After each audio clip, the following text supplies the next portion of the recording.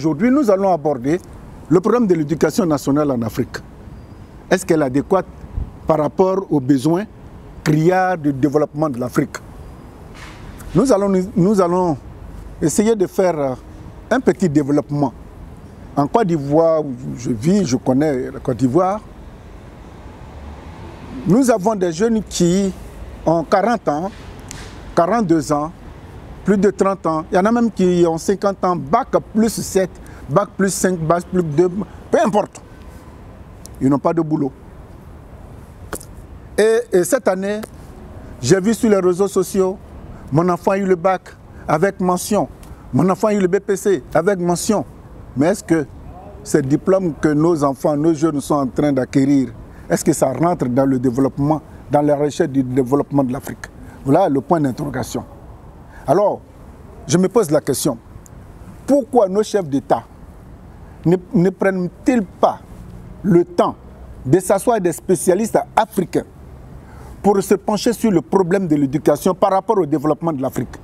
Pour que de grands cerveaux perdent tout leur temps, 7 ans, 12 ans, 15 ans souvent à l'université, pour se retrouver en Afrique avec des cellulaires, rien que pour pouvoir vivre.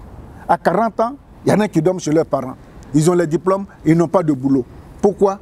À un moment, je me rappelle, quand l'informatique est arrivée, tous les jeunes Ivoiriens se sont lancés dans l'informatique. Donc la politique de l'éducation en Afrique, c'est comme un entonnoir. Tous les jeunes sont dedans, ils se bousculent, et c'est peu seulement qui tombent, alors que l'économie, le développement de l'Afrique est varié, mais ce n'est pas adapté, ce n'est pas du tout adapté à l'éducation nationale. Je vous donne un exemple, j'ai été au Ghana. Du CE2 jusqu'à l'université, les enfants qui vont à l'école, quand on voit qu'ils ont des soucis, il y en a qui vont faire la menuiserie, l'agriculture, il y en a plein. La maçonnerie. Mais l'éducation francophone et française à laquelle nous sommes tous accrochés, celui qui ne va pas à l'université, on ne le considère pas comme un citoyen. Celui qui n'a pas de gros diplôme, qui ne travaille pas dans un bureau, ben, il n'a pas la possibilité même de tendre la main à une jeune fille. Et l'Afrique se meurt. Les diplômes garnissent les salons de nos parents et les détenteurs chôment. Vivement, je voudrais demander aux chefs d'État africains, pour ceux qui sont africains, hein, parce que quand je parle, je ne parle pas des vassaux. Ceux que la France met pour entretenir, c'est bien. Mais je parle de ceux qui sont véritablement venus pour aider l'Afrique à s'en sortir, aider sa jeunesse. C'est de ceux-là que je parle. Je dis bien, c'est de ceux-là que je parle. Et ils sont combien? Je ne peux pas compter. Mais quand vous êtes dans un système où nous sommes serrés, alors que nous pouvons nous desserrer, mais pourquoi ne pas prendre ce courage pour réunir les spécialistes africains? Il y en a plein qui peuvent réfléchir sur l'éducation en Afrique. Même si nous utilisons la langue française.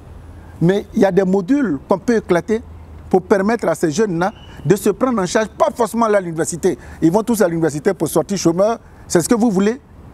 Et puis les chefs d'État sont là, ils sont contents. Mais ceux-là, à 40 ans, c'est quelle entreprise peut-il embaucher ou peut-elle embaucher un chômeur de 40 ans? Mais c'est un syndicaliste que tu embauches. Dès que tu le prends au bout de 2 mois, 3 mois, 4 mois, dès qu'il a son CDI, il commence à former un syndicat dans ta propre entreprise. Et puis tu vas tirer combien d'années de profit sur quelqu'un qui a déjà 40 ans, père de 4 ou 3 enfants, qui vit chez ses parents.